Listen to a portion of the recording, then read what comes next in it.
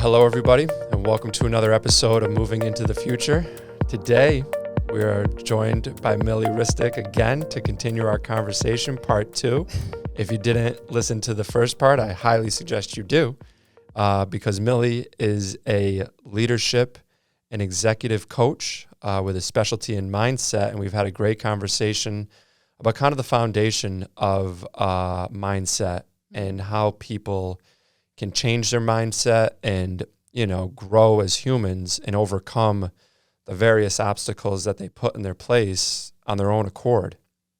So, Mili, thank you for joining me again. Thank you for having me here again. I'm so excited.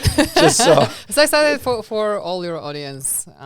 It's really good, too, because it applies to everybody, too. No one, we all deal with it. And even if you don't deal with it, like in my situation, I believe this stuff, and it's nice to have it reaffirmed, and to talk about it, and you can kind of shake your head along with it and saying, yeah, you know what, I am that way, and I'm doing this, and it works, and it works. We were just having a conversation off air about the title of this podcast. Yes, and you had a question. That is right. I want to ask you why this title, because it's very meaningful and it's very powerful. Moving into the future. Right. And so why? Yeah. So the simple answer to that is moving you into the future is the advanced group's tagline, and so it's in our logo as it stands right now.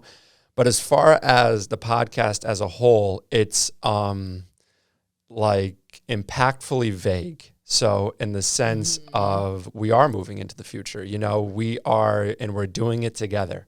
And the conversations that we have are going to be available in the future. And, that's what I think is really cool about this podcasting and video and all this stuff is we're putting it on the internet and it's going to live there forever. That is true. Yeah. And,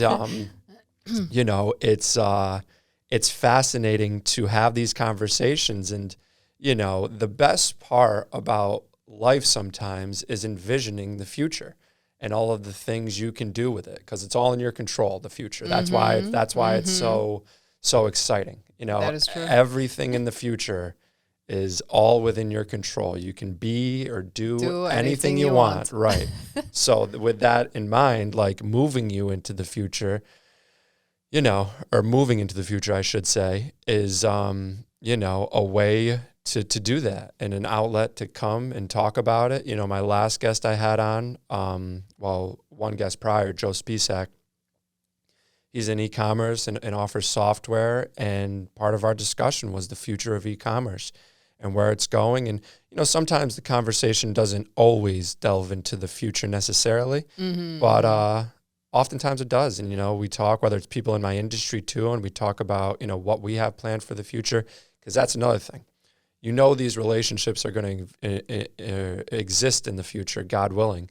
So, it's fun to kind of envision what our future holds. And that's what is your vision for this podcast? I mean, I am not very in a hurry with it. We've been doing it for a year and a half. We started it in April of 2021. Yeah. Had to be, because I started at the advanced group in April of 2020, right when the pandemic hit. Was working in LA for a while on a big project out there. Got back, and then Lisa suggested this, and I said, great idea. And we got to start it. So we're about 30 episodes in. I would like this to be huge and massive and part of my brand. And I'm not in the hurry with it, but I would love to eventually just take it to the next level and get sponsors and do it, big and have more of Samantha's hopefully taking notes, and have a booking agent who's reaching out and getting guests. I don't mind doing it. I like having my friends on and stuff like that, but I would like to have bigger guests, whether it's professors or whoever. It could be a magnitude of people. To impact and exactly. Motivate also and give different information. And that's the thing. Your audience, And that's the thing. We've always kept it in the real estate realm, and the moving realm.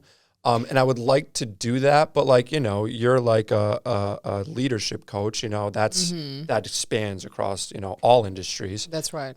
So, we can get creative with it, and I dedicate a decent amount of time to it. It's part of my schedule, and like I have to plan for it.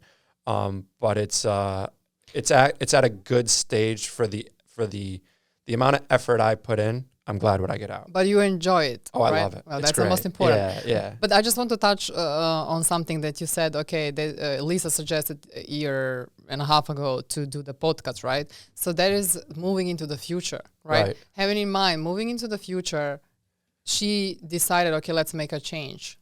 Let's do something different, right? Well, and see, because the reason why it all came from that was because people were it was the pandemic still. So like there was no events, like people were not out and about, and I'm most effective in person.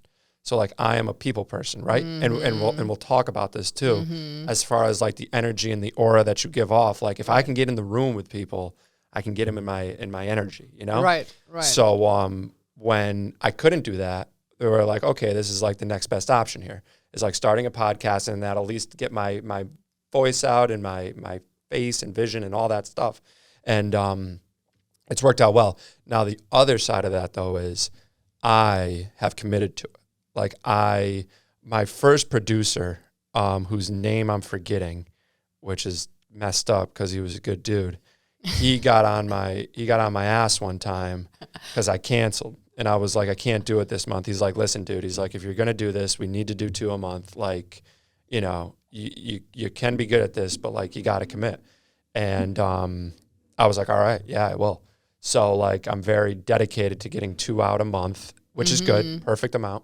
But yeah, I just want to like take it up a notch. I have no idea how many people listen. I've never asked. I've never inquired. You should. I know, but then like I should, because it would allow me to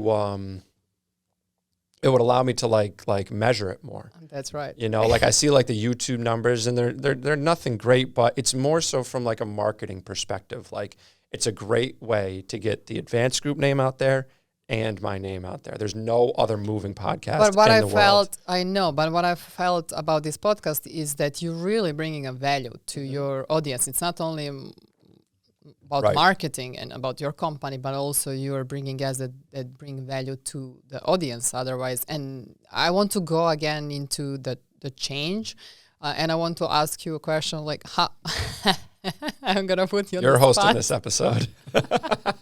I'm going to put you on the spot. Please. I like it. So how often you make changes in your life? So you see how during pandemic, lots of people had time to sit down and think. Because usually, right, people are not able to think as they get into all these life routines. And so... I'm constantly evolving. Like constantly. I mean, not every day, but like I'm my hardest critic by far. I am always trying to expand in some way and facet. Like we were talking about it the other day, like I want to start doing stand-up because I like to entertain. And like I want to just do something new and like something scary, same way this podcasting was. Right. Like it was unknown. But can I, sorry for interruption, go ahead. but yeah, why do you want to change? I'll tell you why. Because, do you know why? Well, because like I have limitless potential. Like, and I know this, and That like, is- not to that is- sound like cocky, but like I know I can do whatever I want. Right, Like in but- the sense of what Yeah, just- it's not only you. I want to express this and communicate this to your audience as well. Is because when you make a change, you grow. Right. Right. Why do you want to make a change? Because you grow. Right. Because you're a spiritual being, and if you don't, and spirit is always for extension and fuller expression of yourself and growth. So if you don't do this, if you don't grow, if you don't express yourself, you are dying, Right. but you're dying inside. And we were talking about this in the car coming in here. So your spirit then screams at you, right? Right. And how is this expressed? It is expressed in your mental health, in your physical health, in your energy level, right? You don't feel good. You're feeling tired, and you feel anxieties. And that's why you are either, because everything in the world is moving. Right. Nothing can stay still. Everything is moving. So you either going forward or you're going backward, right? So change is very important. It is, but it's also important to, when you're making change, I find that it does come with a plan. And like we were talking about this in part one. You need to have a destination. That's right. Exactly. And direction. Again, yeah, exactly. And like, those steps and the habits are going to change. And it needs to be deliberate too. Like, you need to write it out as far as that destination goes. But think about it, like when you get into the car, you're not getting into the car without destination. Right. Like somebody asks you where you're going and you say, I'm going west, and then you go west, and then where, like west, and then you can still go west, and then what, right? So that's why it's important to have destination. And I want to tie this back to your coaching. You got to make sure you're the one driving the car too. Like, do you often see, especially in like maybe the corporate world, and like, if you're training a high level executive and stuff like that, like, they may be moving forward, but they're getting off their path, if you will. That is true. Do you see that? I have lots of experience seeing business owners and executives that they don't have a vision for their companies. They are more reactive, like what circumstance, what today brings me, what tomorrow brings me, right? That's how they're reactive, in reactive mode, not proactive. But what we do is we help them identify that, okay, what is your vision? Where you're taking this company? Where do you want to take it in the next 5 years, right? And this is what gives also purpose, what motivates employees as well, their teams as well. This is what we see. It's so powerful to see, because executives, they say, I have a team. No, you have people. It's like, how do you manage your people, and how do you make them as a team, to work as a team? As many of them, they work in silos, right? So when you don't have that vision, everybody goes their own directions, and they're not motivated. Every day is the same, right? So this is very, very powerful, and this is what we do as well. How do you keep your clients, or do you call them clients, or like clients? How do you keep them focused on those long-term goals? Because you mentioned it yourself, they get so tied up in the day-to-day and things like that, and before you know it, it's 6 months have passed and you haven't done anything to move the agenda forward towards those goals. So how do you help them, through overcome that part of owning a business and stuff like that? I'll tell you one example. Like, there is a author called Stella Adler, and her book, Act of Acting. So when you think about actors, they have different roles in different movies, right? So what we do with our clients is we make them become that type of the leaders that they want to become. Right now, today, we don't let them wait for 6 months or a year to pass. Step by step, okay, what you can do today, and what you can do today, what is one step that you can do today to take you to closer to your goal? Then we have A goals, B goals, and C goals. Right. A goals already what you know. A goals are goals that you already know how to do them. It's very easy, right? And there is no motivation there. They're very mechanical, very easy to achieve because you're already... transactionary, if you will. Yeah. And then there are B goals that you think you know how to do them and achieve them, but you're not really sure. Let's say 50% how to do it, but then you need some more information or more partnerships to achieve them. So, and then there are C-type goals. We call them worthy goals, right? That Northern Star, where you're taking your organization. And in order to get there, you need to start first with A goals, B goals, and then to get to the C goals, right? And you asked me how we get them stay on track. And again, by becoming that leader that you want to become, by changing their habits, by acting the way that new leader will act in certain situation, by not reacting with colleagues. And even though what we do, it's not only for their organization, and when leader changes, he changes for their family too, because we see lots of patterns. For instance, we do work with one of the biggest real estate companies in the world, and we coach their president and their teams. I'm not gonna say the name because of the confidentiality. We don't right. name drop. Yeah, okay, good. So we saw how he reacts with his sons and with his family. That's same reactions he brings into the professional world. The same way he reacts with his colleagues, clients, he can burst and be aggressive in a second, so that is all very interesting that you are not aware of. Yeah. Right. So what we do, we help them realize these things, because let's say these behaviors doesn't help you grow, doesn't help you become the leader that everybody wants to follow, doesn't help you lead your team to that destination where you want to go. Sets up barriers. Exactly. Sets up barriers. Yeah.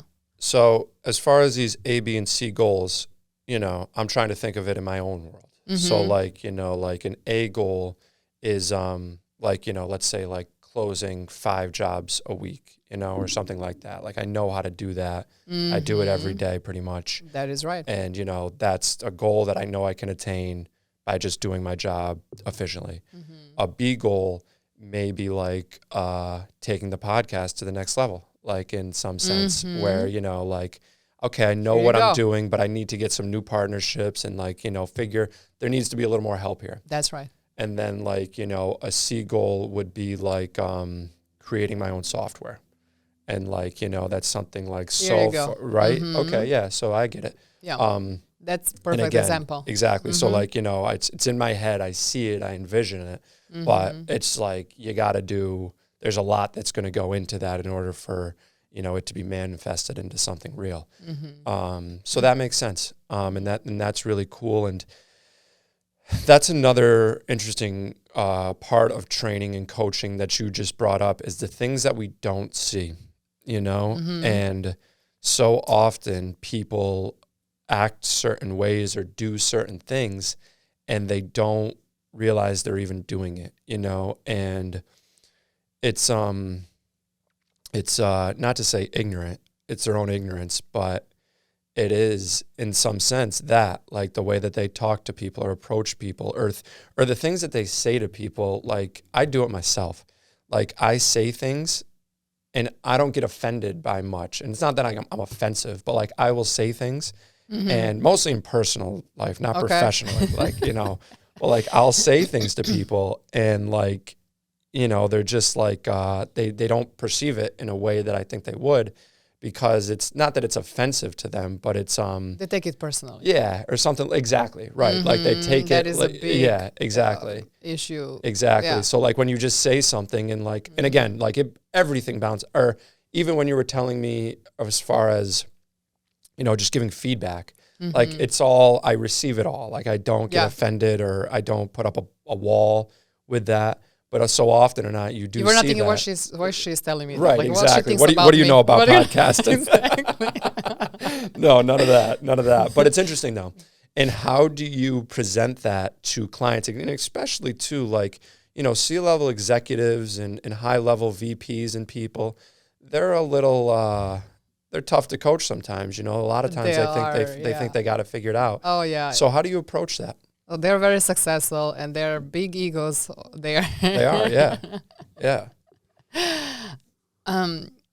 So once when you know who you really are, when they go through coaching with us, as I said, we have different tools and different exercises and lessons. So when they go through that, you realize, as you mentioned, you don't have to take things personally, because that doesn't have to do anything with you, right? But with the person that told you whatever they told you, right? So think about this.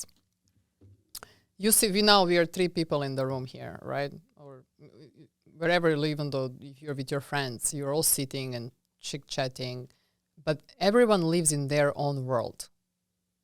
Exactly. In your mind, Perception. in their mind, exactly. Everyone has different perception. And as well you align your thoughts, your feelings, and your actions, which is attitude. So just, I want to express here that your body is just the instrument of your mind, right, and of your emotions. So it takes a little bit of time with these people, especially this caliber of leaders, to go within. First within, because everything is created twice. First in your mind, and then comes in the physical world. Everything what we see here was someone else's idea, right? So,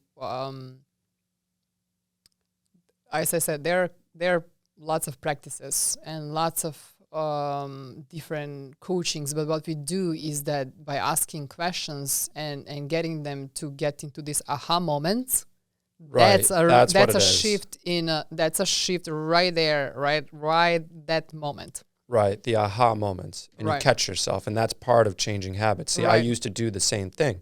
When I was talking about it in the last episode, when I was going through my stuff, I would catch myself, and I still do it now, But that is when you're aware. Right. But when you're not aware, you're behaving like zombie or an autopilot, right? By your programming, as we were mentioning in the first episode, right? As your subconscious is driving you basically most of the day, you don't think.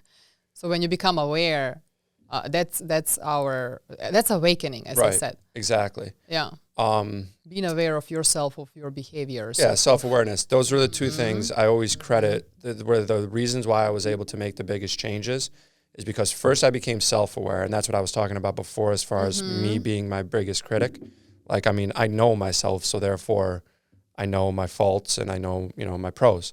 And I'm vicious to myself sometimes, but I like it that way. And then I became empathetic, and that was the second part of growth.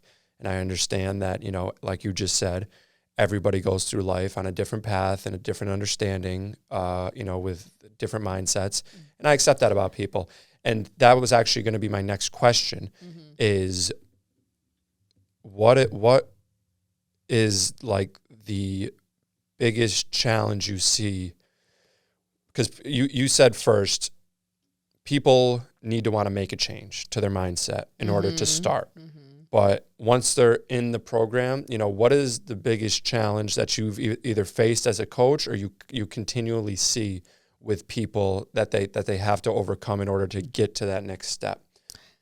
I'll tell you, one biggest thing is, even though in America, is that people and whomever, leaders and organizations, teams, they don't follow up on their goals. They fail to achieve their goals, 70% of it. And that is all reason because there is a knowing-doing gap. A non-doing? Knowing-doing gap. What does that mean? Knowing, you know what you need to do, and it's in your conscious mind, but you are not doing it. Why? And this is where we are really big at it. That's our specialty. So we close that gap, knowing and doing gap. For instance, you want to, let's say, release weight. There are so many people who struggle with that, right?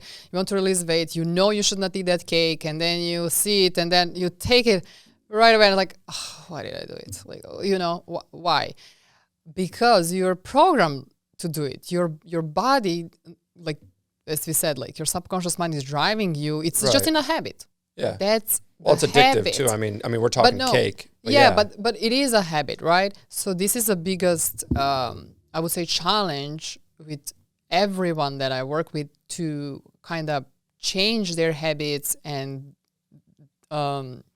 create new habits that will take them where they want to go. Yeah, right? Because many people, they start new habit for a week or 2 or 3 weeks, and they just, derail from that. They just fail. And that's when we come into play, I would say. We are very strong on accountability and keeping you on track. Yeah, that's what I was talking about before. I'm reading Atomic Habits. Go ahead. Oh yeah, I know that book. Yeah, so I just wanted to say it's also easier when you're surrounded with like-minded people. For instance, right, like with a coach, with a group of people, your team members who are doing the same, and then we come on the call, and then you share your challenges, and then you want to be better, you want to move forward, you want to change, right? And it's easier than when you do it on your own. It's I'm not gonna do this today, I'm gonna do it tomorrow, right? Because you don't have that support system. Well, that's the biggest thing about coaching that changed my opinion of it. Like I remember when I first got down here, and again I was young, I was like 23 years old. I would see these business coaches, and not to say I thought it was a racket, but like I thought it was, I didn't really get it. I didn't buy it. Like I didn't see why somebody would need that. But as I've gotten older, I see how important it is because like you said, it's somebody, whether you're doing it in a group setting or individually, it's somebody to help you achieve those knowing goals. That's what you said they were, right? Yeah. A goals are knowing goals. A goals are knowing goals, right? So that's why, and like with me, it's like it's everybody too. You said like 70% of people, but like going to the gym, for example, I said 97%. Oh, you mean 70% of people are not achieving their goals? Right, yes, right. With me, it's like going to the gym. Like I go like 3 times a week pretty consistently, but I'm trying to go like 4 or 5 times a week.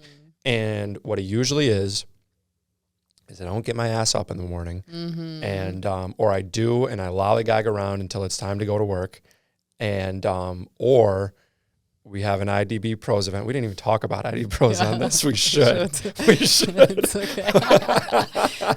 but I go to an event, and then I go out and I stay out late, and then the next day I'm sluggish, and then I don't go to the gym the next day, and it compounds on itself. So you see how mind works, right? So you wake up in the morning and you say to yourself, "I'm so tired. Right. I cannot." Right. So if you shift that mindset and say, "I'm tired now, but I can do this. Well, let's do it. Come on." And then you know. Well, through Atomic Habits, it's helped me. So what Atomic Habits has taught me is to be like deliberate with your goal setting in the sense of you write it down. So it's called habit stacking, where like you write down everything you're going to do throughout the day. And it's like, you wake up, right? So the first thing I do when I wake up now is I go to the bathroom, I beeline it to the bathroom, and I splash water on my face, cold water. And if I do that, then I'm awake. And I'm awake. Like I'm not like sluggish, like I'm up. And like that helps me immensely. And like now it's just a habit of doing it all the time and like really creating the habit. But if I can do that, it shocks my nervous system and it gets me up. But you see, repetition, when you do it over and over again, the same thing, it's becoming your new norm. Right. Right. So you adopt that habit. And as I mentioned, Stella Adler, and for the actors, right, they always get into a new role and they need to be in the shoes of that new person. So who is you, Jack, in 2 years that you want to be? Like, who is that new Jack? Right? Where do you want to be? And then what will be your what skills you want to have? What will be your attitude? Right? So becoming that person right now, not waiting, for 2 years. You have to tell yourself you are that person right now. Exactly. Yeah. Yeah. And that's have part that of the attitude. Mindset. Right. Yeah. We got to talk about IDB Pros though. Let's talk about IDB Pros. Gary's gonna kill us. We've been talking for an hour. We didn't even bring it up. So to our listeners, the reason why I know Mili is because we are part of a non-for-profit organization called International Business Development Professionals. And it's a very interesting group because it's within our world in terms of business development. But what we are trying to do and aim to do is bring some level of certification and education and collaboration within the business development world to offer avenues for either people within the industry or people looking to get in the industry to succeed as best as possible. Would you say that's an accurate description? I would say it is, but I would say something else also about business development is that every business owner, every also salesperson, it's a business developer Right. by trade. Naturally becomes right. And lots of people don't know how to build meaningful relationships. They don't really know why is that important. So this is the only organization in the world that kind of brings this community together and give them education and different trainings and value to the members. Yeah. And that's why I really like it, because like you said, it is the only organization in the world like this right now. And that's the thing about business development is like, it's so, I mean, it's actually pretty literal, but it's vague in the sense of like how you get good at it. You know, like how do you become a good business developer? And it is largely through relationships, but that's right. You know, I often think about something, reputations take years to build, and I know. you know, 2 minutes to crumble. Yeah. So, you know, I think there's a level of that in business development that needs to, people need to be aware of too. But as far as the organization as a whole, Mili is in charge of membership and in bringing on new members and maintaining members. And then I handle the programs committee and all of the programs that we throw, whether it's educational events or raising money for charities, golf events, you know, networking events. And we work together to grow the organization. You know, what is the thing you're probably most excited for as far as the organization as a whole?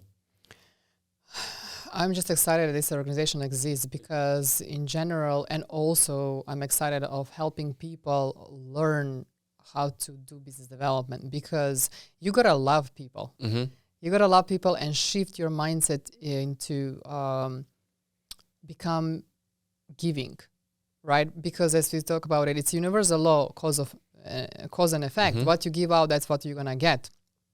And there are many people who are just receivers. Right. So what this organization teaches everyone is how to become first better people, right?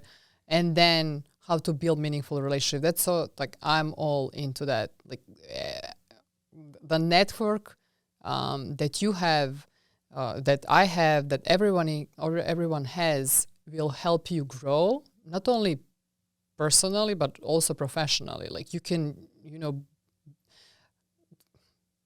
helping these people, you receive help as well, either for a new job, either for getting new clients, moving to another city, like whatever you want in your life, you want to have. And I experienced this through these years. I mean, again, from the first show, you know that I'm a newbie in the country, I'm an immigrant. But then I found so many, my friends, Americans, who live here forever, and they have they're educated here and all that, right? They grew up here and they still call me to help them find a job. And having such an organization, it's so important for people to see the value of building meaningful relationships. And that's all what business development is, right? And I learned this from my mentor, Bob Proctor. He always says, he died. He said, when you get in touch with people, you want to see on their forehead, actually it's on everyone's forehead written, make me feel important. So it's like, make me feel important, right? So what is it that you can give to every person that you meet today? How you can make them feel better than you found them off? Right? In general, for you to receive back, but you don't have to receive from the same person. Like if I help you, Jack, I don't expect you to you know, for you to give me this, to help me something, but that help will come from somewhere else. Exactly. And that is also very connected with mindset and perception, how you live your life, how you look at the relationships that you have, in any type of relationships, personal, families, you know, at work and everywhere. Right. So it's really, really, that's why I'm so passionate about this organization and business development. Yeah, no, I agree with you. And I think because we are givers. Exactly. Right. Well, we are. But I think people mostly in business development are too. That's what I'm saying. Business developers are givers. Right. And it's the group of people, you know, in the group already are already, you know, I think a very what's what I'm looking for? Just impressive group of people. But as far as what we can do, you know, in terms of that network aspect, I think from a young person's standpoint, like giving them the resources to succeed early in business development, I think is going to be really, really good. And again, that comes through networking, but also like teaching at an early stage, because what happens in business development often is you do have a certain personality trait. You know, like the majority of people are type A, outgoing, go-getters, you know, very motivated often enough. And there's no direction though. Like, it's like, just go out and figure it out and, you know, network a lot and meet a lot of people. It's what I did when I came here. Same thing you did probably. Right. Yeah, the same thing. Right. Like, I just would go to networking events. Thrown in the fire. Right. Exactly. Exactly. Which, you know, you learn it on your own. Exactly. It's fine in some sense. Like, you know, it's the best way to learn is to do. But it's also your entrepreneurial. Right. But like, so you create, like, yeah. And like, also, that's the thing is like, you know, putting together a business plan and having like A, B, and C goals, like you talk about. Yeah, exactly. Have the right mindset. Right. Exactly. And just the right, you know, like approach. You know, I think that's what it often is like, you know, how do you ask somebody for business when the time comes? You know, like, how do you actually, because, you know, you can meet all the people in the world, but, you know, how do you help them and get them to help you? And, you know, the small things that go a long way. You know, I think if we can create avenues for that, and then not only that, you know, like young people in business, but also maybe less fortunate people who, again, don't have the relationships necessary, but have the skills to do well in business development and just need a little mentoring or coaching or things like that. You know, I think that could be really cool too. There's a lot of organizations out there that help less fortunate people, you know, from whatever backgrounds, get back into the workforce. So, you know, if IDB Pros can be, you know, collaborate with those organizations and create avenues for them if they're interested in getting into business development and understanding what business development is. Yeah, exactly. So, you know, I think there's a lot of potential for that. And again, in various cities and markets, you know, and as we continue to grow, we had our board meeting yesterday or 2 days ago, and you know, we're expanding into other cities, which is great. We already have Boston chapter. Right, and I heard somebody starting Florida soon. Yes. Beginning of next year, Miami. Right, so that's great. Miami, that's great, and like, it'll be great. And the fact that like, I'm glad I could get into the ground floor of it and be a part of it all. And, but for all your audience that is listening now, we want to invite them to join our events. And we have events for members and non-members, but we have more for members. So you need to, for the bigger, to get a bigger value, you want to become a member. But exactly. And it's, you know, it's again, a lesson in business development. It's hard to go halfway in on stuff. Like, if you're going to get involved in something, you really got to do it. Because if not, you know, you're not going to get the full impact of it. So, yeah, and again, it's a chance, especially for young people, you know, and I say I'm still young enough, you know, in that 25 to 35 range, it's a real good opportunity for people in that range to kind of make an impact and build the future that we're looking for in that sense. So, with that being said, moving into the future, it's been a great conversation. This has been really, really fun. Probably one of my favorite episodes. You know, I don't think I've ever talked this long with somebody on the podcast before. Can I just address something? I think you asked me, sorry for interruption. No, go. I think you asked me, so what is the difference between coaching that I do and that other coaches do, right? I'll talk about what we do, but we don't treat effect of the cause, which you know, there's a cause and effect, right? Like why you are, let's say, you have some health issues, right? Your thoughts can make you sick or can make you can cure you, right? Also food that you're taking, that's emotional disorder. There are lots of people that do that. So what do? We don't treat affect. We don't treat when you gain weight and we kind of try to cure you. No, we identify the cause. Exactly. So we attack the cause, which is within you, right? Which is your mindset. Unlike other coaching programs that they work and treat only the effect of the cause. So when you treat the cause of the effect, you really go deep and it's a permanent change. Right. It's not a temporary change.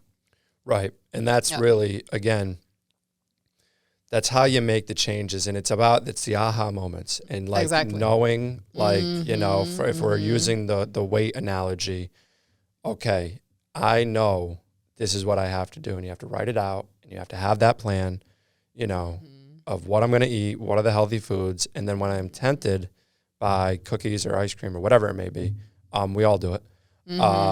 You just have to stop yourself because that's the funny part about decision making is there is a moment where you have that chance to walk the path and you're either going to make the right decision or the wrong decision.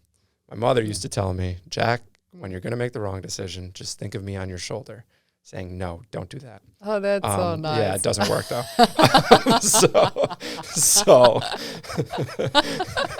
So anyways, but with that being said. I hope she's not listening. No, she does. And she knows too, believe me.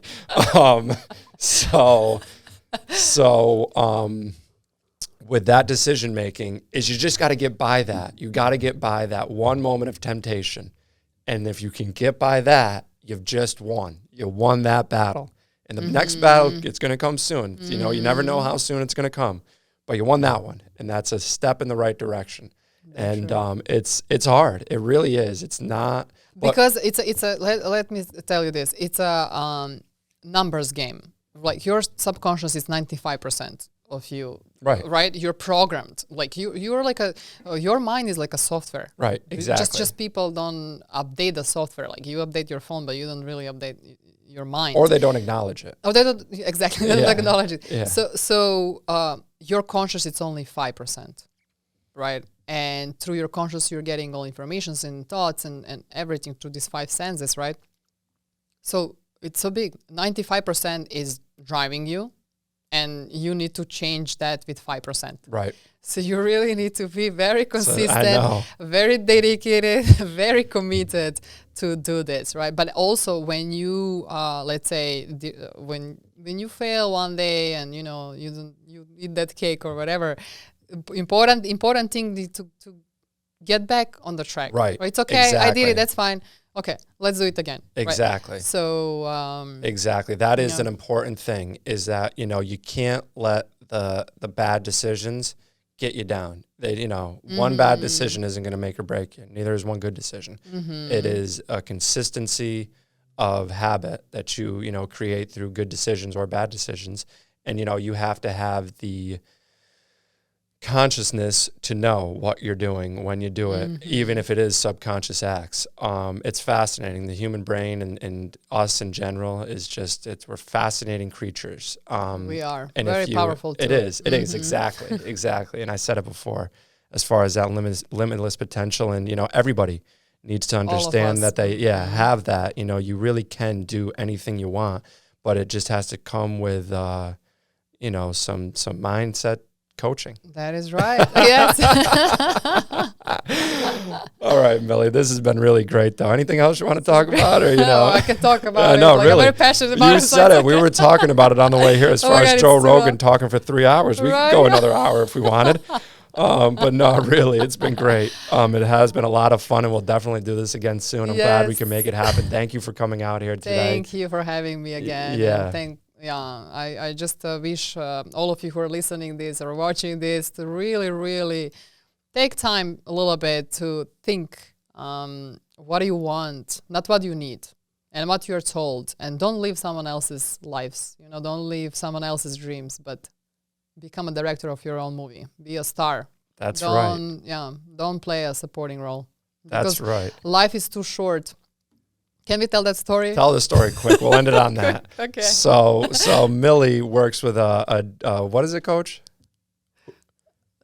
Yes. Her role was end of life doula. Right. End of life doula. I had never heard of it before. Have you ever heard of that?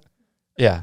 So this woman, she was a woman, right? Yes. Yeah. She was an end of life doula. And I'm going to tell it and you can pick it up. So she essentially works with people who are coming to the end of their life, prepare for the next step, which is, as we put it, death. And, the spiritual significance of that moment. She essentially helps coach them through it in some sense. And she also works with the families of these people so that they can prepare for it as well. Very interesting job. Also very morbid. She said, and this is the sad part, is she finds that 97% of people die with regret. That is right. And they have regrets when they're preparing for the next step. They have regrets of the lives that they led. 97% of people, and that's incredibly sad. And it's maybe I guess some people just can't help it to think of the unknown. Not necessarily it's a regret all the time, but the things we could have done and that we don't. Exactly. And it's a real shame. Harry Truman said, life is iffy. And why is life iffy? Because, if this happened, I'll do this. If my kids or when my kids go to school, I'll do that. If I earn enough money, I'll open my own company. If that's why life is always iffy. But then in the end of your life, you regret it because life is too short. You never know how much time you have left. That's it. Sadly, yeah. Don't die with music within you. That's, Carpe diem. Carpe diem. Yeah, carpe diem. So yeah, very important. Do what you feel is your purpose in life. And if it's all it takes is a little twinkle. Just make one change. Right. Maybe you can cut your hair and makes you happier, right? Maybe you can cut sugar. Maybe you can try writing whatever makes you happy. Learn a language, learn an instrument, something. Something to give you a good challenge, right? Don't wait, because before you know it, you got the doula coming and it's all over. All right, but thank you, everybody. This was a ton of fun, and I hope you guys enjoyed it as much as we did. So take care, Mili. We'll talk again soon to all our listeners. Thanks for tuning in, and we'll talk again soon.